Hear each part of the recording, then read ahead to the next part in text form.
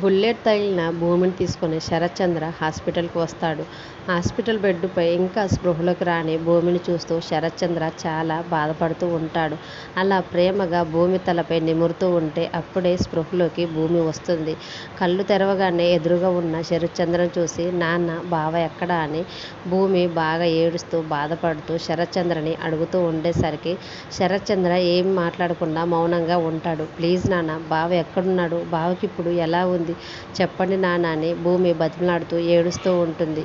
అయినా కానీ శరత్చంద్ర ఏం చెప్పకపోవటంతో అప్పుడే ఎస్పీ సూర్య శరత్చంద్ర భూమి ఉన్న రూమ్లోకి వస్తూ ఉంటాడు. అలా వస్తూ ఉంటూనే భూమి కళ్ళు తెరిచి ఉండటంతో ఓహో అప్పుడే స్పృహలోకి వచ్చేసిందా అని వెటకారంగా అంటూ ఉండేసరికి శరత్చంద్ర భూమి ఇద్దరు కూడా ఏమి మాట్లాడకుండా మౌనంగా ఉండిపోతాడు.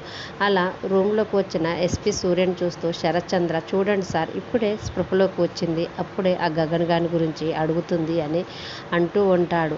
తర్వాత వెంటనే ఎస్పీ సూర్య మాత్రం సార్, ఇందాక మిమ్మల్ని డాక్టర్ గారు రమ్మని పిలిచారు, ఒకసారి వెళ్ళి రండి అని చెప్పడంతో శరత్చంద్ర భూమిని వదిలేసి అక్కడి నుంచి వెళ్ళిపోతాడు. శరత్చంద్ర వెళ్ళిపోయిన తర్వాత భూమి సూర్యని నా బావ ఎక్కడా అని గట్టిగా నిలదీస్తూ ఉంటుంది. అప్పుడు ఎస్పీ సూర్య మాత్రం భూమి మనం అనుకున్నదే జరగరానిది జరిగిపోయింది భూమి అని అంటూ ఉంటుంటే అసలు నా బావకి ఏమైంది అని గట్టిగా అడుగుతూనే ఉంటుంది.